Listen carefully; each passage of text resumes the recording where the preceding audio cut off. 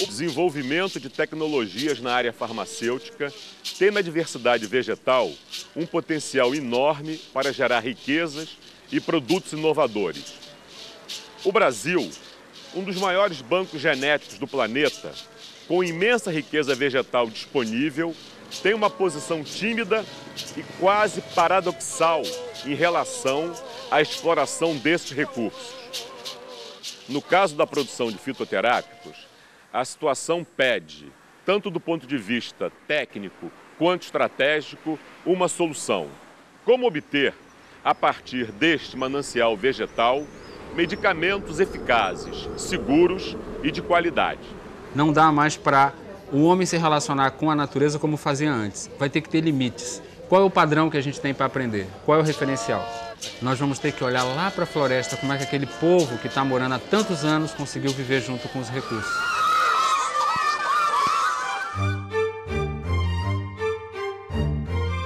O uso de plantas medicinais para a cura dos seres humanos é provavelmente concomitante com a história do próprio homem. No mundo atual, este conhecimento acumulado através dos séculos, nas culturas e tradições humanas, passou a constituir-se numa das maneiras mais imediatas e seguras de acessar as propriedades das plantas medicinais.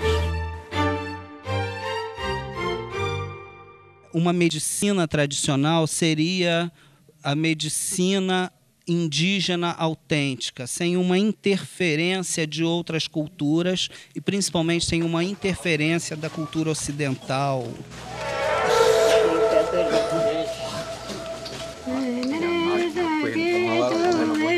O pajé usa determinadas plantas num ritual de cura como parte da interação entre a humanidade e a espiritualidade, entre o homem e a divindade.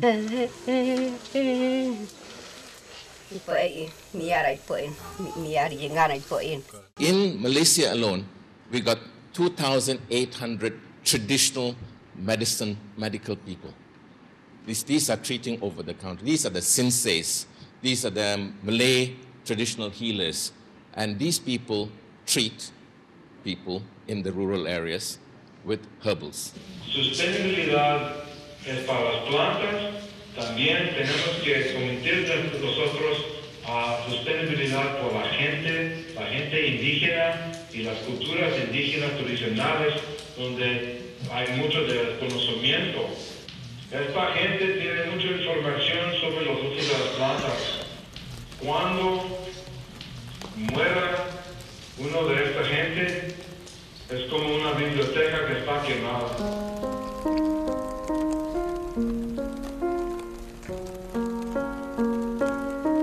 Na medicina popular, nós temos elementos tradicionais, plantas, usos de plantas, técnicas de diagnóstico. Diversos elementos são oriundos da cultura tradicional, mas eles não estão mais no contexto da cultura tradicional. Eles foram apropriados pelo senso comum da população. Estava sentindo uma dor de barriga, já corria. Bom, esse chá, essa planta, assim, de um passava para o outro. Lá na nossa região existem as rezadeiras, que elas benzem as pessoas que estão com alguns maus tanto de espírito como maus físicos. Muitas delas também usam as plantas medicinais. E essa cultura está em decadência. E a maior parte delas tem mais de 80 anos. É o risco de extinção das informações tradicionais e culturais. Se nós não tomarmos conta a respeito deste assunto, é muito possível que no desenvolvimento de novos fitofármacos, este conhecimento seja realmente extinto. Essa tendência enorme que tem o nosso povo, que está perdendo a sua cultura original, né, pela cultura televisionada. Por causa da propaganda, chama-se de Anador, porque ela tem uma potente ação anti-inflamatória. E desaparecendo a inflamação, desaparece a dor. Mas o povo não sabe disso, então, se foi bom para a dor, é Anador.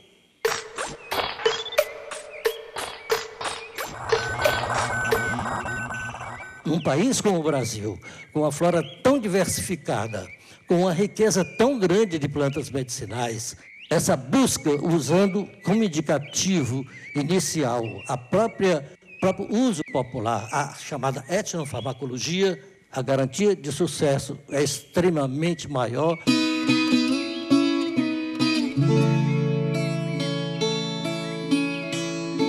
A informação tradicional, ela não é religião, né? Portanto, ela é questionável e ela se torna científica exatamente porque ela é testável. Esta informação tradicional é hoje um bem extremamente valorizado, pois entre muitas de suas funções, auxilia a produção de derivados da biodiversidade com um custo muito menor, já que economiza inúmeras etapas no processo de bioprospecção. A atividade de acessar o conhecimento tradicional e a biodiversidade é uma situação complexa que normalmente gera muitos conflitos. O governo brasileiro vem tratando dessa situação e já vem legislando sobre este assunto. E há um novo olhar do setor ambiental, é um olhar que tem sido implementado nas legislações de vários países do mundo, um processo em andamento, oriundo da década de 90, a partir da Convenção da Diversidade Biológica, que traz a preocupação com o controle da repartição de benefícios. A medida provisória é muito clara.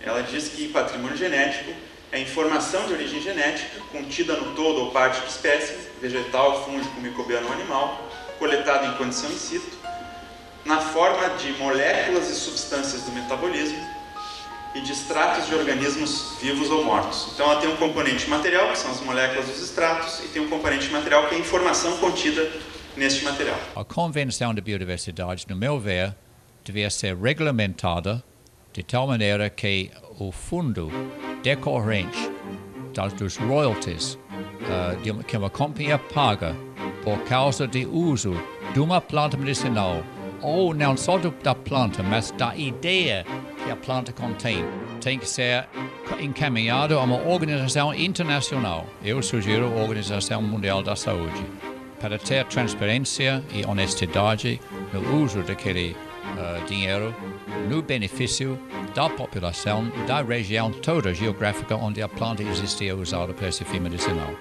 Especialmente os países em desenvolvimento, ricos em biodiversidade, como o caso do Brasil, têm defendido que é insuficiente contar com uma legislação nacional, porque todo material genético que porventura venha a sair do país e seja utilizado em um outro país, não há nenhum mecanismo internacionalmente aceito com caráter de obrigatoriedade do cumprimento da legislação do país de origem. Então, nós ficamos muito suscetíveis ao problema da chamada biopirataria. Os recursos da biodiversidade representam hoje uma enorme oportunidade para os países em desenvolvimento adquirirem competitividade no mercado mundial de derivados vegetais, em especial o de fitoterápicos. Isto é especialmente válido para a América Latina, onde a área vegetal inexplorada ainda é extensa. Apesar de sermos um país, a América Latina ser predominante na biodiversidade, o maior número de patentes está no Japão. Pedidos de patente no Brasil teve um crescimento. Em 98, novamente, voltou a cair. Qualquer produtos e processos que venham a ser patenteados, que entrasse no rol de requisitos a autorização de acesso ao patrimônio genético. O Brasil perdeu a corrida pela capacidade de produzir fármacos sintéticos. Uma situação muito mais adequada para um país emergente, como é o caso do Brasil, seria o investimento na produção de novos fitoterápicos.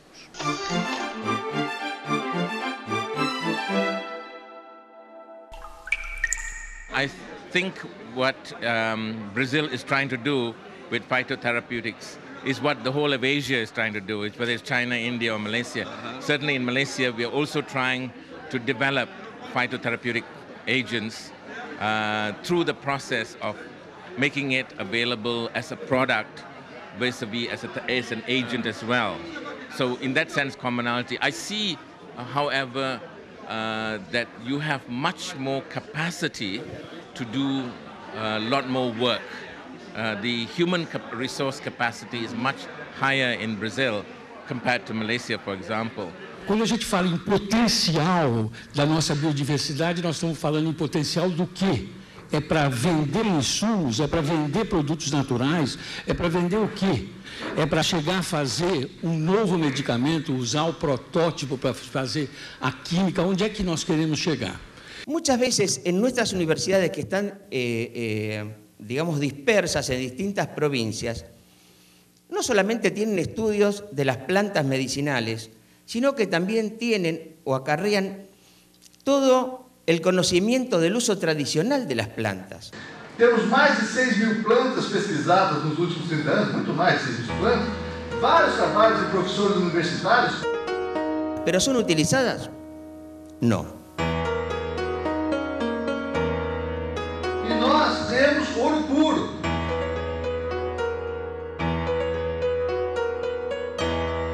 Por que a gente ainda importa tanta planta para fazer extrato? A produção de plantas medicinais em larga escala depende de investimentos que, por sua vez, estão condicionados à obtenção de produtos de mercado em toda a cadeia produtiva. A regulamentação destes produtos envolve setores distintos do governo. Isto exige um esforço concreto de harmonização entre todos esses setores.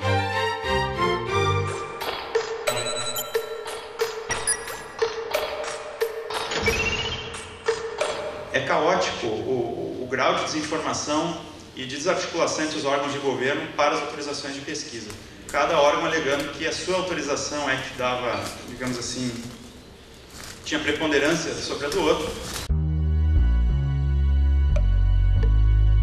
Em outros setores governamentais, a regulamentação foi drástica, com definição de regras rígidas para o desenvolvimento de medicamentos. Os critérios mais rígidos possíveis estão postados na Anvisa. Eu acho que ela foi um avanço. Ela foi um avanço, inegavelmente. Agora, é necessário harmonizar os guidelines, não só para fitofármacos, fitoterápicos, como farmoquímicos para a América Latina como um todo, porque cada um usa uma sinonímia, cada um usa uma classificação, cada um tem um mecanismo para registro, e não dá para continuar assim. A harmonização é essencial, considerando-se a complexidade deste setor. Há que se unificar métodos e critérios, falando-se a mesma língua, com a consciência de que todos estão envolvidos num processo multidisciplinar. O gerenciamento é fundamental e a integração de diversas áreas é que vai levar à inovação final. No desenvolvimento de medicamentos fitoterápicos, é possível se distinguir três grandes áreas distintas. Primeiramente, a produção da matéria-prima homogênea e de qualidade, envolvendo todos os aspectos botânicos, ecológicos e agronômicos. Em segundo lugar, a industrialização do produto para o consumo, envolvendo atividades químicas e farmacêuticas, que estabelecem a constituição e a estabilidade dos produtos, fundamental ao controle de qualidade do produto colocado no mercado. Por último, a validação da eficácia e segurança deste produto como medicamento, assim como sua tolerância ao organismo humano, será determinada pelos ensaios farmacológicos em animais e, finalmente, em seres humanos. Esse segmento de plantas medicinais nos ensina a todo momento que nós devemos nos reunir, nós devemos trabalhar em conjunto, nós devemos trabalhar em grupo. Eu não sei bater o escanteio e fazer o gol de cabeça lá na frente. Eu preciso de todos os pesquisadores para que me façam aquela parte que eu não sei. Então nós temos que ter uma interação. Você tem todos os atores envolvidos na cadeia de produção e cada cadeia dessa pode se organizar em rede, mantendo uma interligação com o próximo passo da cadeia de forma a ter ações específicas para atender os problemas daquele pedaço da cadeia e, somados os esforços demais, ter um produto final. Havendo, por exemplo, gestão setorial ou nucleadores por setores, o que vai acontecer? Se alguém tem uma dificuldade, por exemplo, de padrões, todo o grupo trabalha em cima. Se alguém tem uma dificuldade com um ensaio farmacológico, todo o grupo trabalha em cima. E sai o produto de cada parte desse segmento da cadeia. Porque se nós estivermos juntos, trabalhando juntos, com propósitos comuns, a gente pode acelerar a produção de resultados para o nosso país, para o nosso povo. Na verdade, todos que trabalham com plantas medicinais vêm percebendo a necessidade de estabelecer parcerias nos mais diversos âmbitos para produzir, validar e comercializar produtos para a saúde da população. As plantas nos ensinam como fazer isto através da sinergia. A razão é que a planta produz as suas substâncias para se defender contra as doenças ou predadores que atingiriam a planta. Ela desenvolve substâncias colaterais que inibem os processos de resistência que são desenvolvidos pelos micro-organismos ou macro-organismos. Ela inibe esses processos por produtos que não são o princípio ativo, mas que estão presentes na planta e que fazem com que doses minúsculas de um princípio ativo tenham atividade que tem uma dose muito maior de um produto sintético. Isto é chamado sinergia. One of the principles, as you all know, I don't have to tell you this, but it's just important to note it, is that in traditional medicine there is an assumption not of a single active ingredient, but of multiple ingredients having a combined systemic effect rather than affecting a site of a pathology or a particular pathogen. A ação de um medicamento sintético tem por base a interação direta entre a droga e um alvo terapêutico. Já a ação de fitoterápico, embora fundamentada em outro paradigma, exige os mesmos controles relacionados à eficácia, segurança e estabilidade do produto medicamentoso. En primer lugar, tiene que demostrar que el producto que te ofrece, el producto fitoterápico, como cualquier medicamento, tiene una calidad garantizada. Tiene un contenido en principios activos que está demostrado y se puede demostrar. Porque solo esto nos ofrece la garantía de que ese medicamento va a ser eficaz. Por otro lado, cuando vienen a presentar un producto nuevo, hay que pedir también garantías de seguridad, si está experimentado en personas o en animales, que esa planta, ese producto es seguro, si va a tener contraindicaciones, si va a tener precauciones de uso, si se tiene que evitar en algunas enfermedades. Que no fundo você tem que saber a toxicidade e a especificidade, você tem que dizer o alvo exatamente para que ela serve. A outra dificuldade que a gente tem no momento na farmacologia é a adequação da mentalidade acadêmica da maioria dos farmacologistas brasileiros a uma mentalidade voltada para o desenvolvimento tecnológico. A maioria dos pesquisadores ainda é um pouco resistente à utilização de procedimentos operacionais padrão e implantação de boas práticas de laboratório nos seus projetos.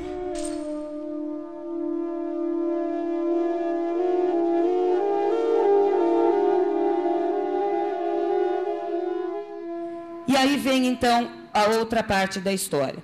Escrever protocolos e, de uma forma bastante correta, pautado, de preferência, num protocolo internacional, num protocolo aceito de forma genérica em todo o mundo, ou pelo menos em parte dele.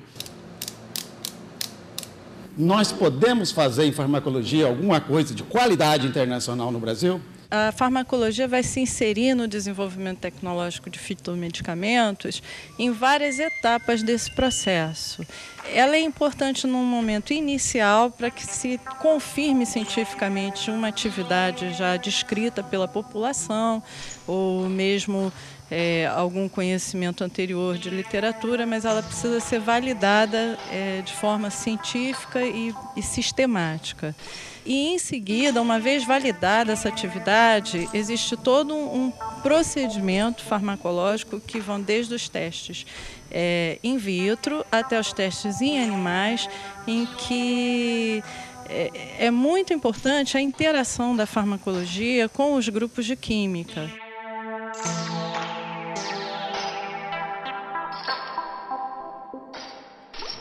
Há problema, padronização de extratos. Sem dúvida nenhuma, de uma escala de 0 a 10, esse é o 10 da dificuldade atual do Brasil.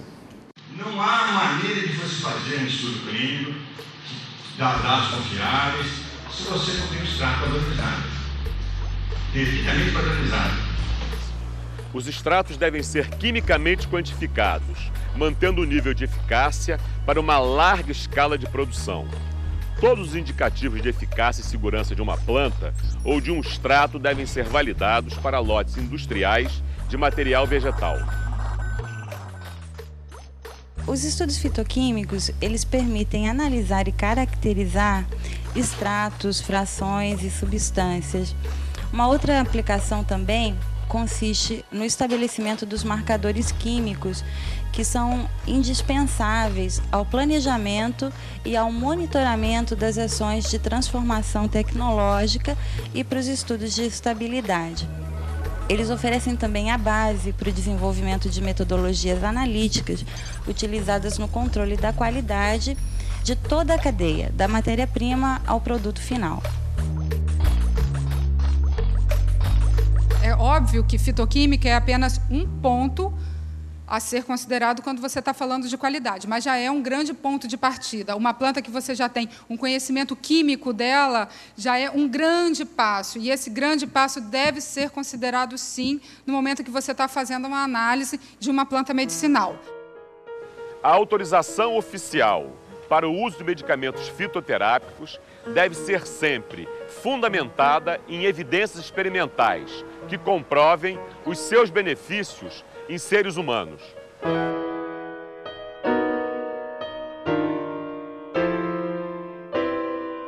Quando eu trabalhava no posto de saúde e que eu comecei a lidar com a questão do fitoterápico mais de perto com a população, que é quem efetivamente utiliza o fitoterápico, eles me ensinavam o seguinte: para diarreia de calor, você usa macela. Para diarreia fria, você usa a camomila. Tá? E se você fosse voltar, se debruçar aos conhecimentos tradicionais, a gente sabe que as plantas medicinais elas têm características amornantes e características refrescantes. Isso é só um exemplo que eu estou dando. E esse conhecimento tradicional, ele é da população e ele tem que ser respeitado, por exemplo, no desenho de um protocolo clínico, porque se você não respeitar essa premissa do conhecimento tradicional, é possível que você não consiga obter o resultado que você deseja. Em 1914, 1916, apareceu uma febre aqui que dizia que era tal febre da espanhola, um dizia febre da espanhola,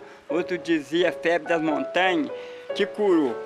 O povo que combateu a febre era tal pitanga, com tal de jasmim. O jasmim, eu não conheço ele, fui ver o pé dele agora há pouco tempo. Então era falado pelos os antigos, sabe? A pitanga. E é bom aí já hoje em dia para cortar a febre. Uma descoberta da mulher nordestina, que é a chamada aroeira, principalmente a chamada aroeira do sertão, e ela hoje é largamente utilizada no programa Farmácia Viva e nos programas de fitoterapia do Serviço Público na Atenção Primária de Saúde. O creme vaginal de aroeira desenvolvido na Escola de Farmácia, a partir dos extratos de aroeira, tem uma ação fabulosa. Ela é largamente utilizada pela população, já é inclusive prescritos pelos médicos e consegue uma recuperação da mucosa vaginal e cervical aproximadamente com 3 semanas de tratamento, em alguns casos, e nos casos mais simples até com 1 semana. Eu acabei estudando um negócio chamado linalol, né, que é tremendamente conhecido e é o componente principal de muitas espécies aromáticas usadas tradicionalmente como sedativo, na África, na Europa e na América Latina também. Ele facilita o sistema GABAérgico e ele inibe o sistema glutamatérgico, que é o principal sistema excitatório do sistema nervoso central. Então, ele é anticonvulsivante, ele é hipnótico, ele é sedativo. Então, por exemplo, a terceira idade, onde já há polifarmácia, usar mais um hipnótico é ruim. Então, tem estudos clínicos mostrando o efeito sedativo de lavanda, que tem muito linalol, por exemplo. De fato, com neuroquímica, a gente vê que ele facilita a inibição do sistema nervoso central e inibe a excitação do sistema nervoso central, o que mostra que ele é sedativo, né? Então, faz sentido aquelas várias espécies medicinais que têm linalol que são usadas como sedativos.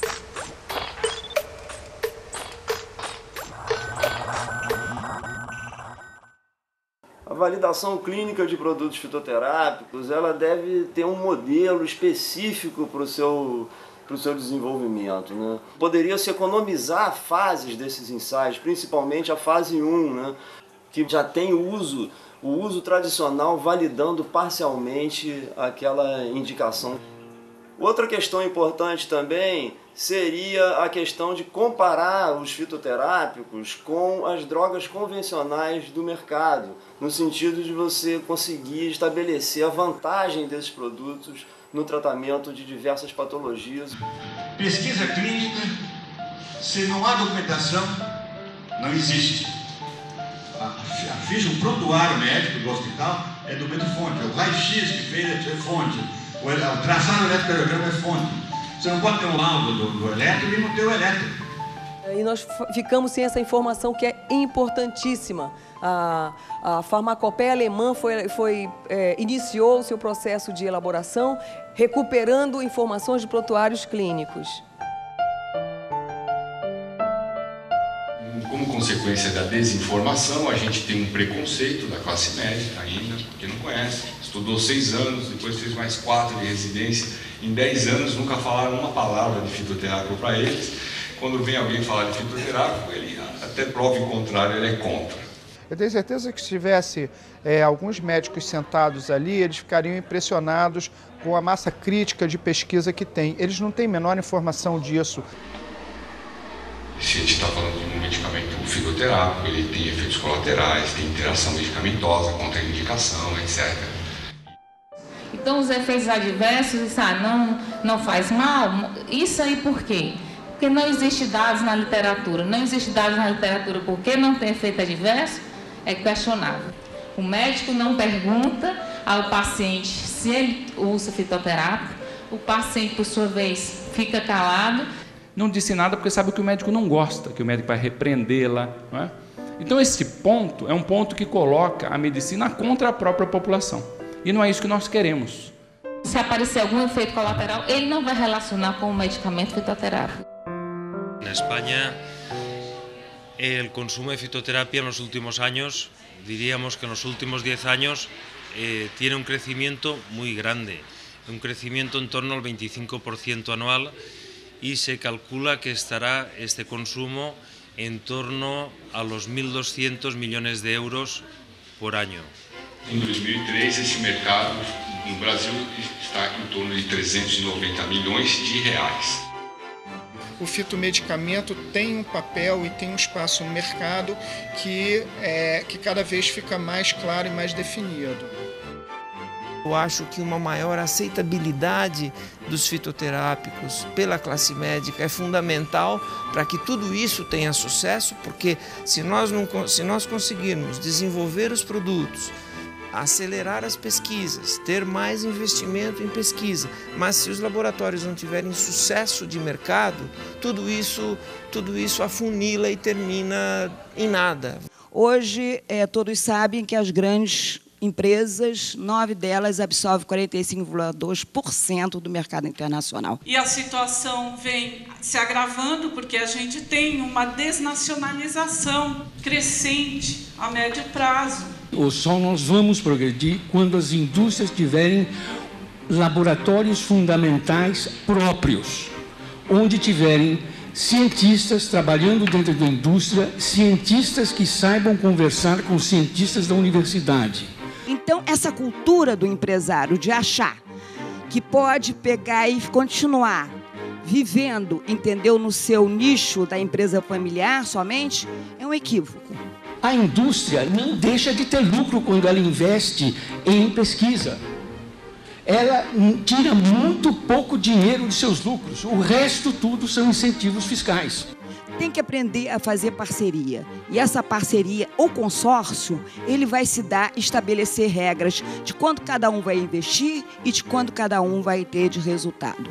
Existe uma visão de que o Estado dá dinheiro para, vamos dizer, a coisa privada constitui um crime nacional.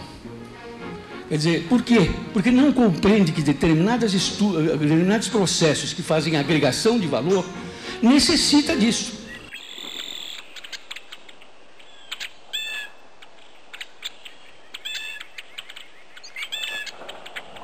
Es decir, los latinoamericanos debemos aprender de que debemos vender con valor agregado. No que vendemos la materia prima y después nosotros compramos con valor agregado.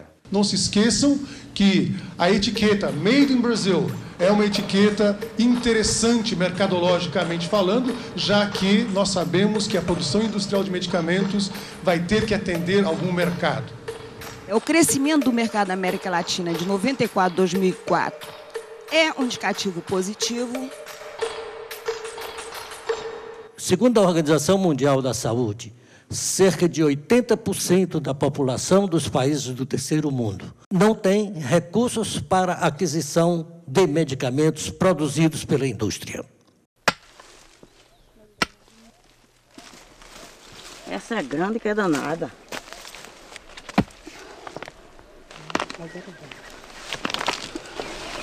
Você não é mais que Deus. Olha aqui outra, aqui é a medicina do pobre, que não pode comprar remédio. Los gastos per cápita en salud, es decir, lo que invierte el Estado en salud por cada habitante por año, en América Latina $117 se gastan por año, contra $2.831 anuales en América del Norte y $2.031 en Europa. Y en el caso de los servicios sanitarios, casi el 22% carece de ellos contra el 0,2% de América del Norte. Tenemos que el índice de pobreza es del 44%, el 20% de la población en estado de indigencia. Casi el 16% de la población no tiene agua potable.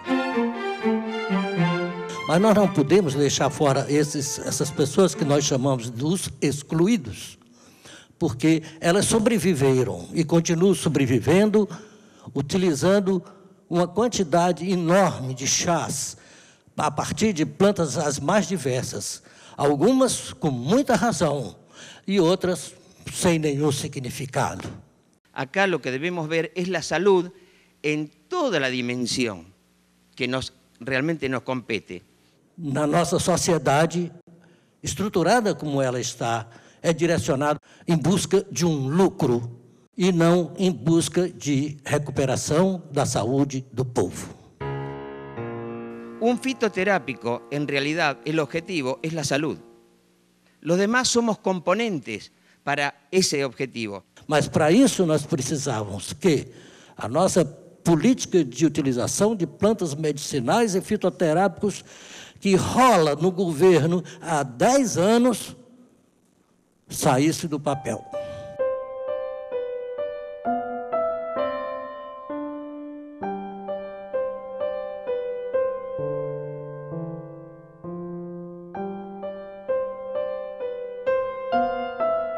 Não parar, agir, começar a fazer.